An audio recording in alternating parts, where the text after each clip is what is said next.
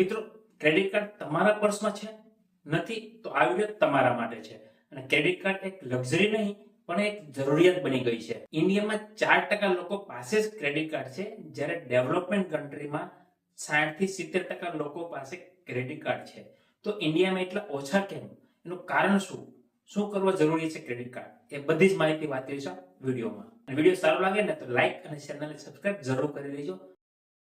નમસ્કાર દોસ્તો, મારું નામ છે Dinesh Kotadia, loan adviser, mutual fund adviser. મિત્રો, તમારે લોન કે ઈએમઆઈ લેવા માટે સિબિલ સ્કોર હોવો જરૂરી છે.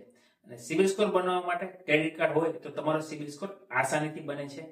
તો એના માટે ક્રેડિટ કાર્ડ જરૂરી છે તમારો સિબિલ બનાવવા માટે. બીજું છે ઇમરજન્સી ફંડ, જેમાં મેડિકલ અથવા કોઈ એવો ઇમરજન્સી ખર્ચો જો તમારો આવી જાય તો ત્યારે તમે ક્રેડિટ કાર્ડનો યુઝ કરી શકો છો, જ્યારે તમારી પાસે રોકડા ના હોય. તો આ એક રસ્તો છે કે જ્યારે તમારી પાસે રોકડા ના હોય ને ત્યારે ક્રેડિટ કાર્ડ બહુ કામ આવે છે. ત્રીજું છે રિવોર્ડ્સ એન્ડ ઓફર. ઘણી વખત ક્રેડિટ કાર્ડમાં તમે જોયું હશે કે રિવોર્ડ્સ પોઈન્ટ, કેશબેક પોઈન્ટ, એવું ઘણી બધી ઓફર આવતી હોય છે, જેમાં તમને ડિસ્કાઉન્ટ મળે છે. એનો મતલબ કે તમારા પૈસા પણ બચે છે અને સેવિંગ પણ થાય છે. એવું જરૂરી નથી કે ક્રેડિટ કાર્ડ એક ખર્ચા માટે છે. જો તમે સાચો યુઝ કરશો, સારી રીતે યુઝ કરશો તો તમારા પૈસા બચાવવાનો એક સારામાં સારો રસ્તો પણ છે. આ એક 3 રસ્તા એવા છે જેના કારણે ક્રેડિટ કાર્ડ બહુ જરૂરી છે. કમ્પેરિઝનની વાત કરું તો ભારતમાં અને ડેવલપમેન્ટ કન્ટ્રીમાં ડિફરન્ટની વાત કરું તો ભારતમાં 4% લોકો પાસે ક્રેડિટ કાર્ડ છે, જ્યારે ડેવલપમેન્ટ કન્ટ્રીમાં 60 થી 70% લોકો પાસે ક્રેડિટ કાર્ડ છે. મતલબ કે 10 લોકોમાંથી 6 થી 7 લોકો એવા છે કે જેની પાસે ક્રેડિટ કાર્ડ છે. અને જ્યારે ઇન્ડિયામાં 10 માંથી 4 લોકો પાસે જ ક્રેડિટ કાર્ડ છે.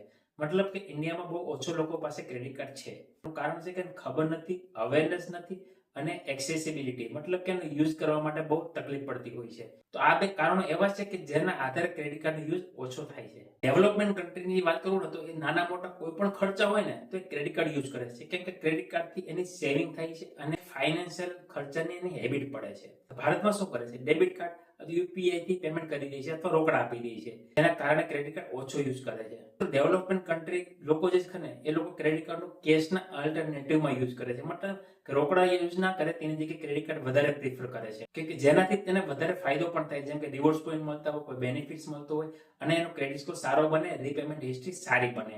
જ્યારે ઇન્ડિયામાં શું કરે? રોકડા આપી દે, ક્રેડિટ કાર્ડને ક્યાં ઝમેલામાં પડવું, ક્યાં આવું કરવું, એવા ઘણા બધા કારણો હોઈ શકે છે. મિત્રો, ક્રેડિટ કાર્ડના ભારતની વાત કરું ને તો ડિજિટલ ઇન્ડિયા આવ્યા પછી, જીઓ આવ્યા પછી તો બહુ બધી અવેરનેસ આવી ગઈ છે, ઘણી બધી ટેકનોલોજી ડેવલપ થઈ ગઈ છે, કનેક્ટિવિટી વધી ગઈ છે, જેના આધારે ક્રેડિટ કાર્ડનો યુઝ વધી ગયો છે. ખાસ કરીને વાત કરું તો યુવા વર્ગ છે એ અવેરનેસ વાળો છે, એજ્યુકેટેડ છે, જેથી ક્રેડિટ કાર્ડનો મતલબ સમજે છે, યુઝ કેવી રીતે કરવો એ પણ સમજે સારી રીતે, સારી રીતે બચાવ પણ કરે છે. જેના આધારે ક્રેડિટ કાર્ડનો યુઝ હર વર્ષે વધતો જાય છે. પહેલાના તમે આંકડા જોશો ત્યારના અને અત્યારના આંકડામાં બહુ બધો ડિફરન્ટ હશે. ક્રેડિટ કાર્ડનો વપરાશ દિવસે ને દિવસે વધતો જાય છે. હવે વાત કરીએ કોમન રીઝન કે જેનાથી ક્રેડિટ કાર્ડના ઘણા બધા સવાલ હોય છે. તે કોમન રીઝનની વાત કરું, 3 એવા મેઇન રીઝન છે. પહેલો સવાલ હોય છે કે ક્રેડિટ કાર્ડ લેવા માટે શું જરૂર પડશે? દોસ્તો, ક્રેડિટ કાર્ડ લેવા માટે તમારી સ્ટેબિલિટી ઇન્કમ હોવી જોઈએ અને સિબિલ સ્કોર સારો હોવો જોઈએ અથવા રીપેમેન્ટ ટ્રેક રેકોર્ડ સારો હોવો જોઈએ. બીજો સવાલ એવો થતો હશે કે શું બધા લોકો ક્રેડિટ કાર્ડ લઈ શકે? નહીં. ક્રેડિટ કાર્ડ લેવા માટે પણ તમારી ફિક્સ એવી ઇન્કમ હોવી જોઈએ, જેમ કે બિઝનેસ કરતા હોય અથવા નોકરી કરતા હોય તો ફિક્સ ઇન્કમ હોવી જોઈએ અને ટ્રેક રેકોર્ડ સારો હોવો જોઈએ. સિબિલ સ્કોરના આધારે તમને ક્રેડિટ કાર્ડ આપે છે. મિત્રો, ઘણી વખત એવું થતું હોય કે તમારો સિબિલ સ્કોર બગડી ગયો હોય અથવા કોઈ સિબિલ સ્કોર નથી તો તમને ક્રેડિટ કાર્ડ પણ ના મળે, લોન પણ ના મળતી હોય. તો તમે ક્રેડિટ કાર્ડ લઈ શકો છો, એફડી બેઝ ક્રેડિટ કાર્ડ, જેને મેગ્નેટ કાર્ડ તરીકે ઓળખવામાં આવે છે, જેની લિંક હું ડિસ્ક્રિપ્શનમાં આપી દઈશ, કે જ્યાં તમે તમારો ગમે તેટલો સિબિલ હોય, 0 હોય કે 500 હોય તો પણ તમે ક્રેડિટ કાર્ડ એપ્લાય કરી શકો છો. એ પણ તમે 5000 રૂપિયાની મિનિમમ એફડીથી શરૂઆત કરો છો. જેટલી તમે ફિક્સ ડિપોઝિટ મૂકશો એટલી તમને ક્રેડિટ લાઇન આપશે, જેમાં તમારું ફિક્સ ડિપોઝિટનું વ્યાજ તો મળવાનું જ છે, 7% કે 8% જે કંઈ હોય તે, અને સાથે તમને ક્રેડિટ કાર્ડની લિમિટ યુઝ મળશે, જે લિમિટનો તમે યુઝ કરીને તમારો સિબિલ સ્કોર વધારી શકો છો અથવા તમે ઇમરજન્સી યુઝ કરી શકો છો. ત્રીજો સવાલ છે ઇન્ટરેસ્ટ કેટલો લાગતો હોય છે. તમને મનમાં એવું હોય કે ક્રેડિટ કાર્ડ 45 દિવસ માટે ફ્રી વાપરવા મળે છે. હા, 45 દિવસ માટે પહેલી સાયકલમાં ફ્રી મળે છે. જો તમે રેગ્યુલર ક્રેડિટ કાર્ડનો યુઝ કરતા હોય ને તો તમારે દર 30 દિવસે ભરવાનો આવે છે, કે પહેલી વાર તમારી સાયકલ 45 દિવસની થતી હોય છે, કે બિલ ક્રેડિટ કાર્ડની પ્લસ 15 દિવસના બિલિંગ સાયકલ. એકવાર વાપર્યા પછી તો પછી દર મહિને વપરાશ કરશો ને તો તમારે દર 30 દિવસે બિલિંગ આવશે. બીજી વાત, એમાં મિનિમમ ડ્યુ કમ્પલસરી ભરવું પડતું હોય છે. જો તમે મિનિમમ ડ્યુ ના ભરશો ને તો તમારા પર હેવી પેનલ્ટી ચાર્જ લાગે છે, જે બહુ વધારે હોય છે, કારણે તમારો સિબિલ પણ ખરાબ થશે, તમારી ફાઇનાન્શિયલ પ્લાનિંગમાં પણ અસર થશે.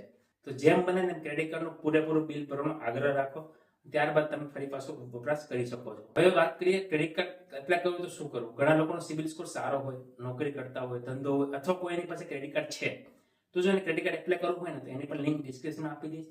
ત્યાંથી તમે બેઝિક ડિટેલ્સ ભરીને તમારી ઓફર ચેક કરી શકો છો કે તમારી ક્રેડિટ કાર્ડ કઈ જગ્યાએ થશે, અને ત્યાં તમે એપ્લાય પણ કરી શકો છો. એ પણ ફ્રીમાં, કોઈ પણ ચાર્જ વગર. ડિજિટલ પ્રોસેસ છે, તમારે જાતે કરવાની છે. બંને વેબસાઇટની લિંક હું તમને ડિસ્ક્રિપ્શનમાં આપી દઈશ, ત્યાંથી તમે એપ્લાય કરી શકો છો. તો મિત્રો સમજી ગયા ને ક્રેડિટ કાર્ડ શું કરવા જરૂરી છે, શું ફાયદો છે, અને શું કરવાને લેવું જોઈએ. તો કેવો લાગ્યો વિડીયો કોમેન્ટ કરજો, અને તમારો કોઈ પણ સવાલ હોય તો અમને જરૂર કોમેન્ટ કરજો.